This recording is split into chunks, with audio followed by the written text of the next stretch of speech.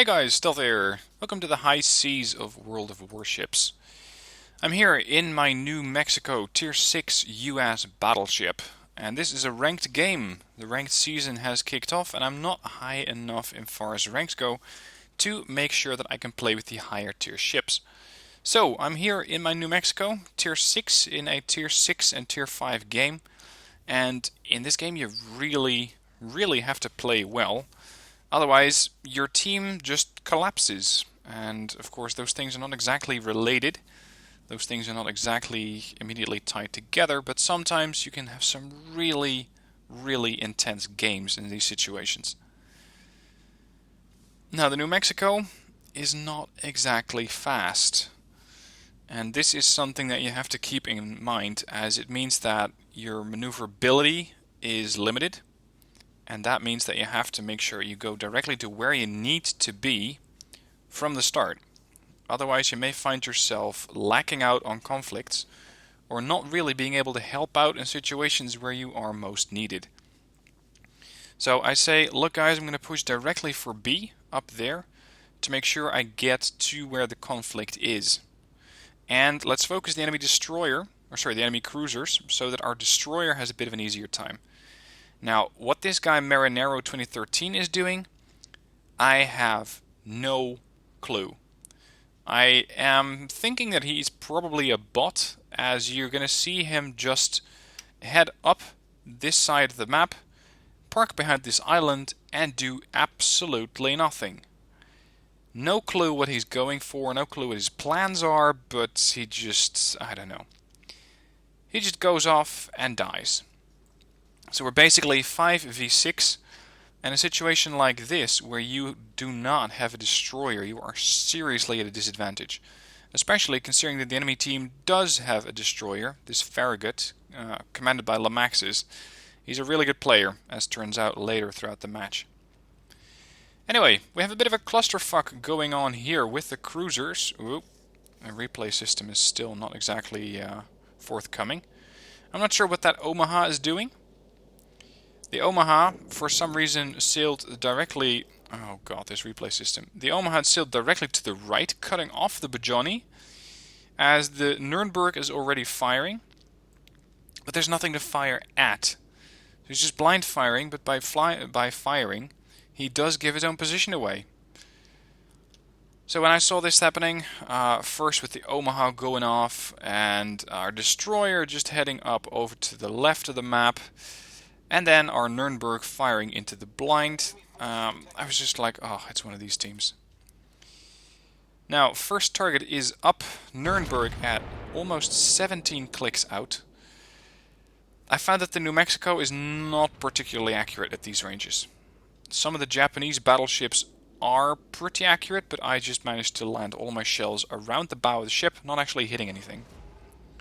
Furitaka is already behind the island. I can no longer hit him there. So I'm basically waiting for other targets.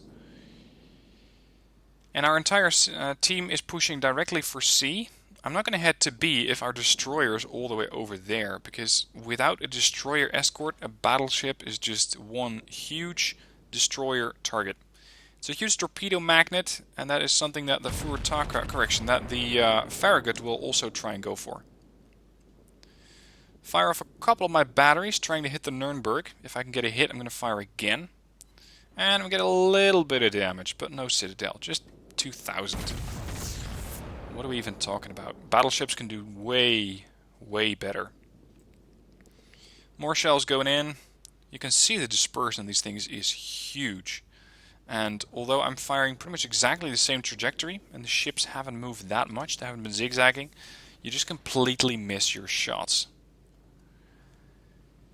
Now, why this other cruiser is still back here, the Nuremberg, I'm not too sure.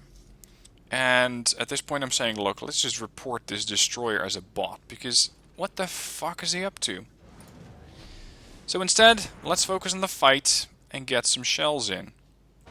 New Mexico at pretty nice flat side angles. Getting ready to fire.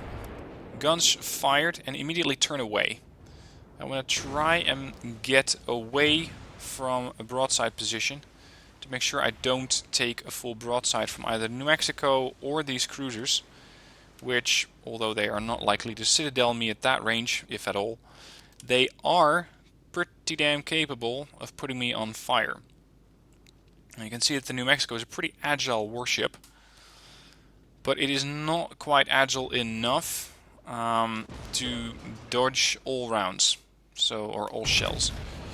Again, firing off a salvo, and I'm keeping an eye on this destroyer. I'm pretty angled, but I'm angling some more, trying to get as little of a profile across to the enemy as possible, and it is working, although the enemy has managed to put me on fire.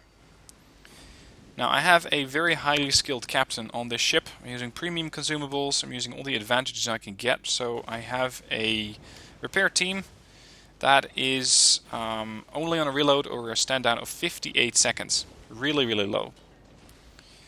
Pop my repair party to make sure I get my health back. So I'm going to go for the Nuremberg, trying to get some damage in on him. He's pretty bad as far as angle goes, and I end up missing him completely. Or actually, no, never mind. I end up getting a citadel in on him. The enemy, though, has pushed into Alpha and Bravo. They have 2 of those cap zones, so we have to start moving. If we don't move, we're going to lose. So I'm pushing directly towards B at this point. What that cruiser over there, the Bajoni, is doing, no clue. He is not useful to anyone there. He is the perfect anti-destroyer weapon. Very, very high muzzle speed. So the guns the shells have a really, really high fly time or a high velocity, meaning that they are far easier to hit destroyers. For some reason, our Bajoni thinks it's a bright idea to go for the AFK New York. Now, to some extent I agree with him. Going for an AFK ship before it wakes up, it's not a halfway bad idea, but you can take care of that thing later. As these things, the Clevelands, the Farragut over there, these are actively shooting at us. But nope, Bajoni goes off, and in the meanwhile the enemy has also killed off our destroyer on the other side of the map. Wonderful. Now I know that moving in through the narrows like this is generally not the best idea, but I know that the destroyer is all the way over there, 8 clicks. Farraguts do not have great torpedo range, so I can get away with going through the narrows here. Normally, I would really, really not recommend this course of action, as you are quite likely to start eating torpedoes or to start getting chased by some phantom destroyers. And again, normally you would want to have a cruiser nearby to make sure that destroyers are no longer an issue. My cruisers are cowering behind the island and behind me. To make matters even worse, our Omaha over there has run aground, and the Omaha is the perfect weapon against the Farragut over there. Farragut is coming out to play. He's not moving very fast, so instead I try to get some rounds in on this guy. And I end up connecting quite nicely, 4,200 damage. I need to get this guy down. He is by far the biggest threat to me. And the team recognizes that, fortunately, and starts on knocking out this destroyer as I'm trying to take aim on the New Mexico. Trying to get some rounds in on him. Destroyer's down. Vate's killed him. So now it's our turn to start pushing back. Keep in mind that we have lost the destroyer. Our Bajoni has managed to kill a battleship, buying us some time. But the Bajoni is all by itself. If the Bajoni would just sail back and just try to rejoin myself and this Nuremberg over here, we would be quite a bit safer. But no, Bajoni thinks it's a bright idea to go off all by himself. New Mexico moves in a pretty straight line, very, very nice. And of course, if he does that, he's more than welcome to do it, but it will start to cost him a lot of health. 11,000 gets shaved off because if you... I'm just going to reiterate Jingles. If you are sailing in a straight line in a battleship or a cruiser, and you are being faced down by a battleship or a cruiser with high caliber guns, you're going to get a pedaling. You are going to get punished for it. And this guy just, I don't know, he just does not seem to be aware of that. But then again, never interrupt the enemy when he's making a mistake. So I'm not about to lighten up this guy about how he should be sailing his battleship. Our Bajoni, over to the right, is taking a lot of fire from the Cleveland, the Nuremberg, and the New Mexico. The New Mexico, I think, made the right choice trying to take care of the Bajoni first. Again, he's presenting a really, really flat angle. Really nice armor penetrations there, although, again, not a citadel. New Mexico is pretty heavily armored. Trying to get the other guns around. As you can see, I am trying to get the, let's say, the number C and D turrets trying to go around, because I am expecting to take out the New Mexico first, then turn broadside onto these cruisers and start taking those out. As they are not exactly in torpedo range, they will try to set me alight, but anything other, well, I can take it. I still have plenty of repair parties left. And there's another 10,000 damage on the New Mexico, giving me the high caliber award. And this New Mexico is just completely oblivious. He just keeps sailing in straight lines. Perfect. Keep doing what you're doing, because that might just be the last thing that you do. That unfortunately did not kill him. I was really hoping that it would kill him, so now I'm faced with a decision. Do I shoot him again or not? And I do decide to kill him off. Mainly because if he does fire again, he could really, really hurt or even destroy a friendly cruiser. Next target's going to be the Cleveland, because the other cruiser is on very low health. The other cruiser just died, actually. And sending some really high caliber shells downrange onto a cruiser that has 1,000 hit points and is not particularly dangerous, I didn't find that worth my shells. So instead, the Cleveland is the next target. There's 2 ships left. There's this Cleveland, and all the way on the other side of the map is the Furutaka. No idea what the Furutaka is going for. No idea what it is trying to do. We do not have a carrier, so I don't know. There was a lot of weird stuff happening in this game. A lot of really weird decisions from the players. Then again, I think it was rank 17 when I played this game. Cleveland is unfortunately hiding behind the island, so I'm starting to predict where he's going to pop out on the other side. Getting all of my guns ready to fire and doing a full broadside onto this Cleveland. If that penetrates, you can pretty much shave off all of his health. Ready, steady, and he angles away. That pretty much saved him. Pretty much, but not quite. Citadel goes in, and we turn around, trying to get the Furutaka, which is all the way on the other side of the map. And at this stage, I just don't get him. The game ended really by just waiting for the counter to expire and waiting for our team to reach 1,000. So let's have a look at the battle results screen for this match. So there's the battle results. 260,000 credits, 2,706 XP, a couple of citadel shots, 1 destroyed, 41 target hits for a battleship. In my experience, that's quite a lot, and a nice amount of damage done. Got me rank 1 on the team, got me another additional battle star, and as far as the details go, you can see I spread out my damage pretty evenly, although the New Mexico was really presenting itself as an easy target and gave me half the damage. As far as credits and XP goes, well, it's a premium account, you make about 195,000. You can see I spent quite a lot, although the repair cost for the ship wasn't that bad. It's basically the consumables that are making this thing expensive. Premium consumables are really going to start to chop into your budget. Alright, on to the next replay. Alright, off to the second battle. And this second battle is a very, very intense one. It starts out with the match being in a big disadvantage for us. As it turns out that this New York off to my starboard, this Attila 16, is AFK. He just does not do anything but die, unfortunately. So it's basically a 6v7 on this team, with 6 on my side. Now, to make matters a slightly bit worse for my personal situation, we have 3 destroyers on the enemy team. Destroyers against battleships is always a bad idea. The two cruisers I can handle. The Congo is pretty easy to penetrate with my guns, and the New York, well, it's a tier lower than I am. I should be able to handle that one. So, we try to head for B first. That's going to be our first objective. The Farragut, unfortunately, is AFK at the start of the match. He is also struggling to catch up later on.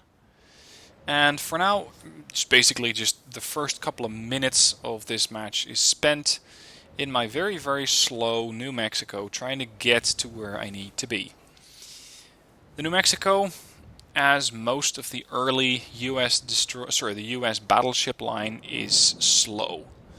I'm talking 21 knots. Usually when you start out with a match, you just tell your ship to start making for full speed.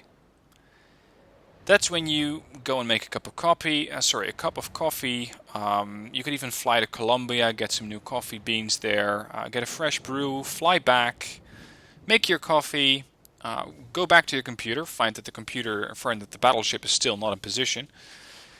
Go back. Let's say I have a visit to the toilet. Go on 9gag for about a good 15 minutes. Come back. Pick up your coffee from the machine, and oh, finally your battleship guns are in range, and there is actually something to shoot at. That's why I basically don't play battleships a whole lot. But I am enjoying the New Mexico, as slow as it might be. Anyway, off to a more serious note. We have the Kamikaze and the Minakaze going towards B. We have the Molotov going towards B, and the Furitaka over on my port flank, also trying to move in. Now this map is on the one hand perfect for battleships, as you have quite a bit of cover to duck behind, but it's also giving the enemy all of this cover. So I'm trying to get some shots in on the Congo, the New York, but even with a spotter plane, I just don't have the shell arcs to hit these guys, because there's an island in the way. And if this island won't stop the shells, then the island where the New York is hiding behind will. So maybe the Cleveland then, or the Nuremberg? No, not really. There is a destroyer, and we have our first skirmish going on. We have the Nicholas coming in close, engaging the Kamikaze R. It's getting punished, probably by the Molotov and the two destroyers. I'm unfortunately in no position to help him. He has torpedoes in the water, and that's going to save him. The Nicholas returns fire with its own torpedoes. The torpedoes miss. Our Kamikaze is down to only 1100 hit points. He gets hit by another salvo, goes down to 605. But we do survive. Or actually, he survives. Very, very close encounter there for him, but he survived. Now our Farragut has woken up. For some reason it decides not to join the fleet, but it seems to be doing a skirmish one-on-one in the A zone. And of course the New York is still AFK. Now again, the cover, both for me and for the enemy, is good initially. It's hard to get a couple of shots in. Even as this New York is now no longer behind cover, now I am still behind cover. I'm still behind an island. So you just have to be patient, you just have to wait till you clear the island. Try to get some shots in on the New York, because he is presenting a beautiful flat broadside. Very, very inviting target. Unfortunately, he's about to sail behind the tree line, and with this tree line, let's say, impairing my view on how good the cover is for him, I'm not actually going to fire. Because I don't know if I'm going to be able to hit him. But I can hit this guy. Congo. Categoric Bard. Moving broadside onto my ship. By all means, do so. But be prepared to face the consequences. Now, unfortunately, the consequences for him in this situation weren't that bad, as I was only able to hit the bow section of the ship with with just one round out of my 12 rounds fired. But I can do this again in 10 seconds from now. And he just keeps sailing on in a straight line. You know what's going to happen. Wait for it. Shells loaded. Shells out. Shells are about to hit. Boom! 36,000 damage thanks to 3 Citadel penetrations. This guy is bleeding bad. The Farragut and the Gnevny are starting to work on dismantling our New York, piece by piece, HE round by HE round. And the New York, I don't even think it returns fire with its secondaries, as they don't even get in range of that. Very unfortunate, but it just happens. Sometimes you just have these AFKers or these people doing all sorts of crazy shit. So, new target, New York. He seems to be moving at best speed. Unfortunately, I slightly overestimate how fast he's moving. He's not actually moving as fast as I expected, but the shells do turn out right. But again, no citadels. 4,500 damage. And he just continues to dismantle the cruiser that we have over here, the Molotov. Molotov, as far as I'm concerned, should not be this far forward. Molotov is a really, really paper ship. Not a lot of armor, if any. It has some great guns, and if you can keep those at range, you're going to do very well. But at short range, you're presenting yourself as a big target to this Cleveland and the New York, and whatever helpers they have that I'm currently not able to see. Shells out on the Cleveland as the New York is turning away. I do hit him, but not for a citadel. Only 7,000, or at least a little under. The Congo is still moving over there, but I cannot hit him because he's behind the island. We have our Furutaka, another paper ship, who's on the front line, but he was angled pretty nicely and he manages not to get hit. Furutaka dumps torps in the water to try and hit the Gnevny. And I decide to keep hitting the New York to try and get him for a little bit more before he pops behind the island and just disappears from view. Little bit, but not nearly what I hoped to hit him for. Gnevny gets hit, or is about to get hit. A little bit of damage there. And that's when disaster strikes. No more Molotov. The Congo fired a very, very nice broadside, hit him full in the face, and destroyed the Molotov. Which, for me, is bad news, because I still have 2 destroyer problems, and they are going to come in close. First, though, let me just delete this Congo from the game. Then, we have a Nürnberg who is very clever in keeping his distance, as most German cruisers tend to do. That's what they're best at. The Farragut is working over our Minakaze and our Kamikaze. The Furutaka is getting hit by the battleships and the Cleveland. And he does not get hit very bad, but he is losing hit points. He's probably put on fire. Spotter plane is about to come back in 10 seconds, but at this range I no longer need it. There's the Cleveland and there's the New York. He's my main target at this point. I want to make sure that I destroy the very, very heavy hitting ships before I go in and destroy the cruisers. And even if I wanted to, I don't even have a shot at these cruisers. New York gets hit, and again, a lot of damage on the New York. Nürnberg is no longer a problem for me, but unfortunately our other cruiser and destroyers cannot say the same thing. The Kamikaze is trying to get the hell away, but those 2 destroyers are having none of that. And they nail the destroyer. Now we're dealing with a 5v2. To make matters worse, one of those destroyers has managed to smoke both the New York and the Cleveland, making it so that I can no longer fire at them, even if my gun's half loaded. Now I am expecting to take fire, so I'm slowing down, turning hard to port, and presenting a smaller profile, as I know that the New York is out there. He can probably see me, and he's probably going to come in guns blazing. Now I think that these are the rounds from the Cleveland. There's a couple of rounds coming in from the destroyer, bouncing harmlessly off of my armor. I'm waiting for something to come out of this smoke screen. Any target will do. Again, I got hit by another, I think HE salvo, does not do anything. Oh, New York comes out. You come out to play, but you're playing with the wrong person here.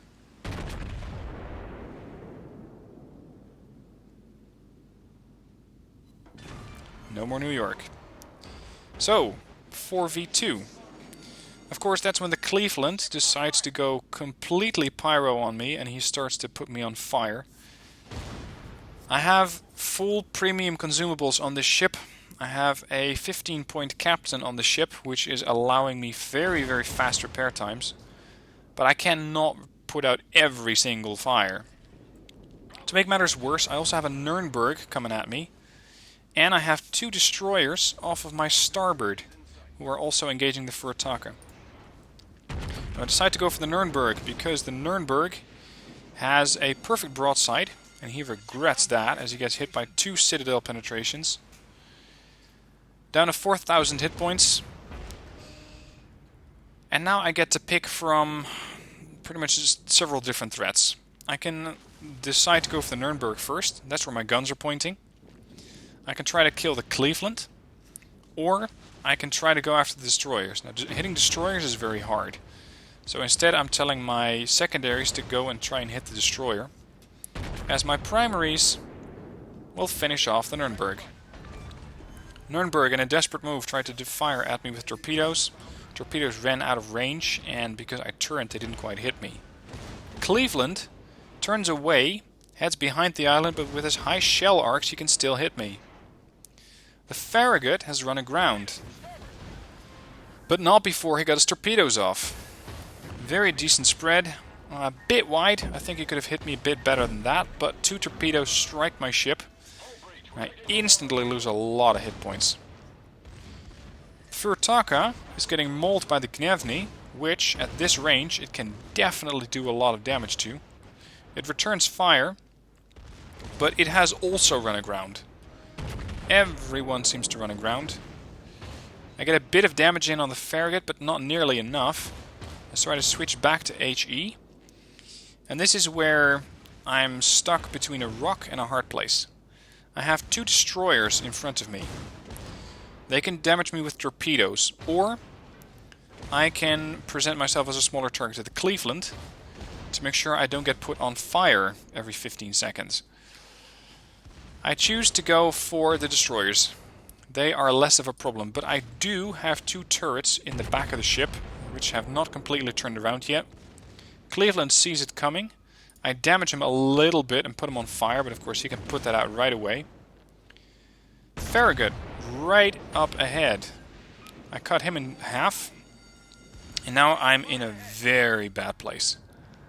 Taking fire from 2 destroyers with torpedoes. Avoid the first spread.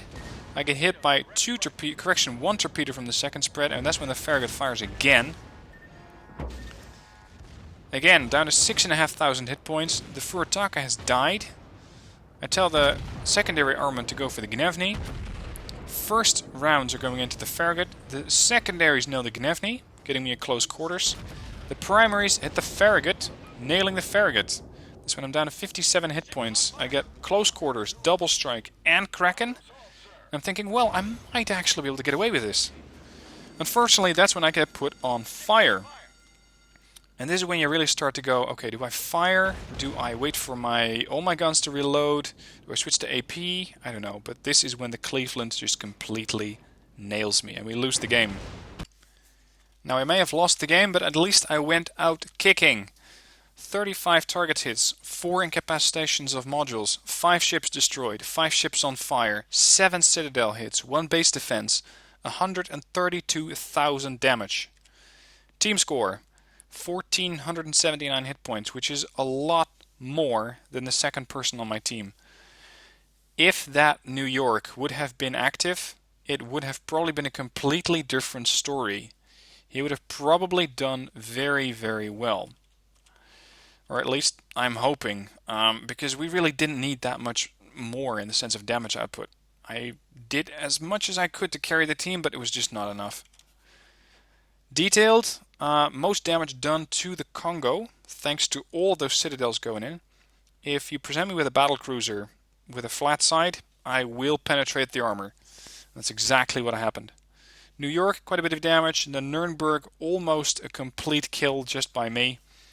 Farragut, completely nailed the Farragut, I think, for 11,500.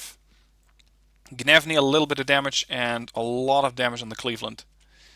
As far as credits, 95,000 cost in premium consumables, repairs, ammunition, lots of repair costs there. But with a premium account, you can still make quite a nice amount of money with this ship.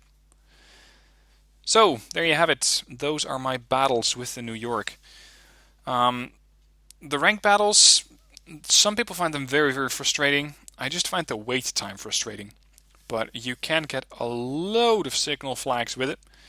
And with those, you can, of course, speed up your grinding, get less citadels, or at least get less detonations on your own ship, and improve all sorts of elements from your ships that you may desire. So, if you are playing on the EU server, be sure to shoot me a message, be sure to add me to your friends list, and if you want to join up in a division, let me know. Username is Stealth17, and I'm playing on the EU server. And with that, it's the end of the video. I hope you enjoyed. Thank you for watching. Good luck on the high seas, and I will see you either in World of Warships or for the next video. Thank you for watching. See you next time.